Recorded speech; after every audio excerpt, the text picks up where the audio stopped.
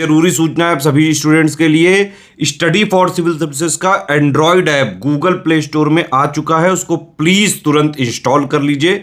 और अगर आप स्टडी फॉर सिविल सर्विसेज के सिर्फ ऐप से कोई भी कोर्स, कोई भी पीडीएफ परचेज करते हैं तो उसमें अप्लाई कूपन, अगर आप ज्ञान सर जो है आप उसमें अप्लाई करते हैं, ये कूपन कोड है, तो उसमें 20% फीस तुरंत माफ हो जाएगी। मतलब 20% डिस्काउंट तुरंत उसमें लग जाएगा। ज्ञान सर लिखना है, नॉर्मली ज्ञान सर स्मॉल लेटर में है सब कुछ, कोई स्पेस नहीं, कोई कॉलम नहीं, सिर्फ ज्ञान सर GYANSIR। इस तरह से अगर कूपन कोड लगाते हैं आप ऐप में बाई करने से पहले, जो अप्लाई कूपन वाले में आता है, तो 20% का डिस्काउंट तुरंत मिलेगा। वीडियो देखिए। तो दोस्तों टॉप 500 एमसीक्यू की एक और वीडियो में आप सबका स्वागत है। तो देखिए हम लोगों ने 300 क्वेश्चन कर लिए हैं। 301 से जो है हमें स्टार्ट करना है इस वीडियो से। और एक चीज और सुनिए, इस वीडियो में ज्यादातर क्वेश्चन जो हम देखेंगे वो मध्यकालीन भारत, मिडीवियल इंडिया के देखेंगे, ठीक है, इस वीडियो में। तो अच्छे से फॉलो करिएगा। मोस्ट एक्सपेक्टेड क्वेश्चन है इस बार एग्जाम के लिए मिडीवियल इंडिया से, ठीक है। तो 301 वाला देखते हैं क्या बोला जा रहा है। Which Mughal emperor issued currency coins known as Shahrukh. किस मुगल बादशाह ने शाहरुख नामक सिक्का चलवाया था, ठीक है, शाहरुख नाम से। तो जो सिक्का चलवाया था ये चलवाया आपके बाबर ने चलवाया है, ठीक है, ये इंपॉर्टेंट है। तो करेक्ट आंसर इसका हो जाएगा ए वाला आपका, ठीक है, बाबर ने। बाबर के बारे में एक फैक्ट ध्यान रख लो, बाबर जब भारत में आया था तो पहला आपका मुगल जो है एम्परर रहा है। 1526 में इसने पानीपत का युद्ध लड़ा, जो फर्स्ट बैटल ऑफ पानीपत बोलते हैं। और किसको हराया था? इब्राहिम लोदी को। किसको? इब्राहिम लोदी को। ये मैं बार बार बताता हूं ताकि आप लोग को याद हो जाए कि बाबर ने किसको हराया था? इब्राहिम लोदी को, 1526 पानीपत का पहला युद्ध। आगे देखते हैं। During which ruler of Delhi Sultanate the real power of governance came in the hands of Balban. Delhi सल्तनत के किस शासक के समय शासन की वास्तविक सत्ता बालबन के हाथों में आ गई थी? अब दिल्ली सल्तनत में आपको पता है पहला है आपका गुलाम वंश, स्लेव डायनेस्टी, ममलूक वंश भी बोलते हैं बहुत लोग उसे, ठीक है। उसमें आपको बाद में बालबन देखने को मिलता है। तो बालबन के पास में सत्ता किसके टाइम पे आई थी? वो आई थी आपके नसीरुद्दीन महमूद शाह के दौरान में। सी वाला करेक्ट आंसर होगा। कौन सा? नसीरुद्दीन महमूद शाह। आगे देखते हैं हम लोग 303। विच Sufi saint was known as महबूब ए इलाही। महबूब ए इलाही के नाम से किस सूफी संत को जाना जाता था? तो ये जाना जाता है आपके शेख निजामुद्दीन औलिया को, ठीक है। इनके बारे में पिछली वीडियो में भी बात करी थी कि इनको गियासुद्दीन तुगलक जो था, वो दिल्ली सल्तनत का ही था, तुगलक वंश का। गियासुद्दीन तुगलक ने बोला था कि भैया दिल्ली से आप बाहर निकल जाइए। उसकी वजह से इन्होंने शराब दे दिया था गियासुद्दीन तुगलक को, और कुछ सालों में इनकी डेथ भी हो गई थी। किसकी? गियासुद्दीन तुगलक जो सुल्तान था। शेख निजामुद्दीन औलिया भैया सूफी संत थे। इनकी दरगाह जो है वो आपकी दिल्ली में ही बनी हुई है, ठीक है। दिल्ली में एक स्टेशन भी निजामुद्दीन सुना होगा, वही एरिया के पास में इनकी दरगाह है। काम का है क्योंकि क्वेश्चन आ सकता है। आगे देखो। Which Mughal emperor was known as Firdaus Manzil. Firdaus मंजिल किस मुगल शासक को कहा जाता है? तो ये बोला जाता है आपके शाह आलम द्वितीय को, शाह आलम सेकेंड को, ठीक है। अब ये क्यों बोला जाता है? देखो बात ये थी जब शाह आलम टू को सत्ता मिली, मतलब मुगल शासक ये बना, मुगल एम्परर, तो उस समय पे जो मुगल साम्राज्य था ना वो टूटता जा रहा था। एक टाइम औरंगजेब के बाद आपको पता है मुगल साम्राज्य जो अलग अलग टूटता गया। हर जगह के पे लोग बंगाल पे कह रहे हम आजाद हैं, वहां असफ जा जो हैदराबाद में जाके बोल रहे हम आजाद हैं। तो इसको जो वो मिला था पूरा एम्पायर, वो मतलब टूटता हुआ, बिखरता हुआ था, तभी इसको फिरदौस मंजिल बोला गया। आगे देखते हैं हम लोग। तोरमान किससे संबंधित राजा थे? किंग तोरामान वॉज रिलेटेड टू किससे, मतलब किससे संबंधित है? तो ये संबंधित है आपके हुन से, ठीक है, हुन से। तो ये जो इनका शासन था हुन लोगों का 5वीं या 6ठी शताब्दी के आसपास है, 5th 6th सेंचुरी के आसपास आपका शासन रहा है। किसका? हुन्स का। तो ये चीज ध्यान रखिएगा। फिर आगे हम लोग देखते हैं क्या बोला जा रहा है इसमें। In which period the Dashavatara temple was build. Dashavatara मंदिर का निर्माण किस काल में हुआ था? तो ये हुआ आपके गुप्ता पीरियड में। ये मंदिर आपको आपके इधर यूपी में ही देखने को मिलेगा, और विष्णु जी को ये डेडिकेटेड है ये मंदिर। आगे देखते हैं 307 वाला। विच रूलर ऑफ दिल्ली सल्तनत introduce pure Arabic coins. Delhi सल्तनत के किस शासक ने शुद्ध अरबी सिक्के चलाए थे? तो ये चलाए आपके इल्तुतमिश ने, ठीक है। किसने? इल्तुतमिश ने। आगे देखो।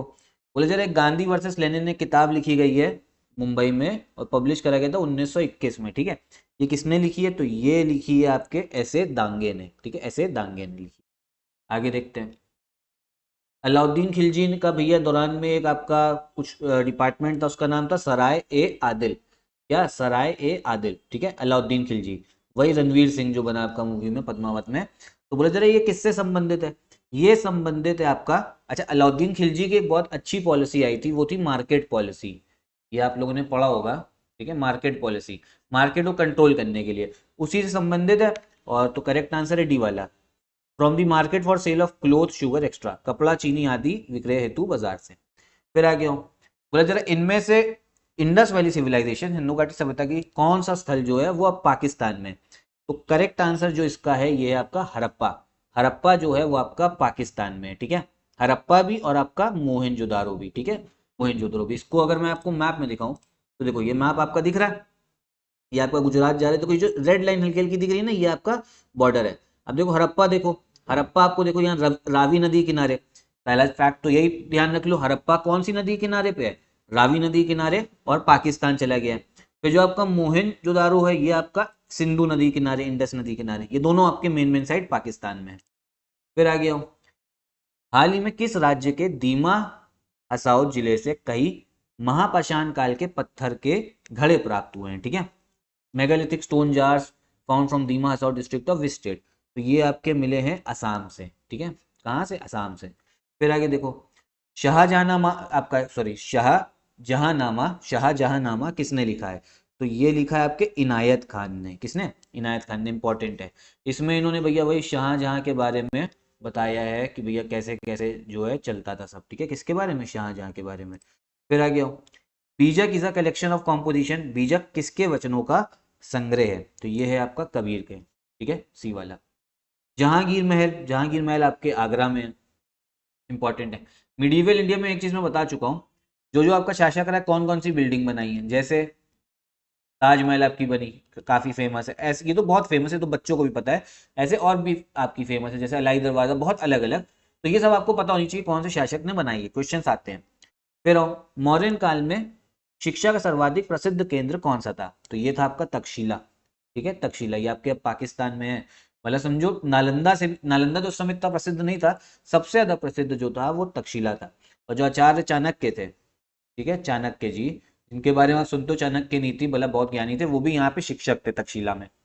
फिर आ गया, बुद्धिज्म में त्रिरत्न है, ठीक है, त्रिरत्न, बोले जा इसमें से कौन उसमें इंक्लूड नहीं है, तो देखो जो इंक्लूड नहीं है वो है आपका अष्टांगिक मार्ग, डी वाला, ठीक है, बाकी आते कौन है त्रिरत्न में, बुद्धा आते हैं, धम्मा आता है और संघा आता है।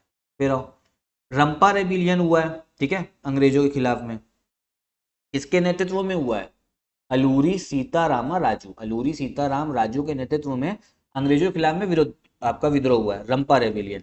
ये भी जनजातीय विद्रोह था, ट्राइबल, मैंने आपको बता चुका हूं बार बार, ट्राइबल लोगों ने काफी रिवोल्ट किया है। और मॉडर्न हिस्ट्री का ये मतलब समझो काफी फेमस क्वेश्चन, मॉडर्न हिस्ट्री का काफी फेवरेट टॉपिक है आयोग का, जो जनजातियों का विद्रोह हुआ है। मॉडर्न हिस्ट्री की मैं सीरीज चला भी रहा हूँ इस चैनल पे, उसको देखिएगा, मतलब फैक्ट वाइज अभी इस जनजातीय विद्रोह में भी आना है।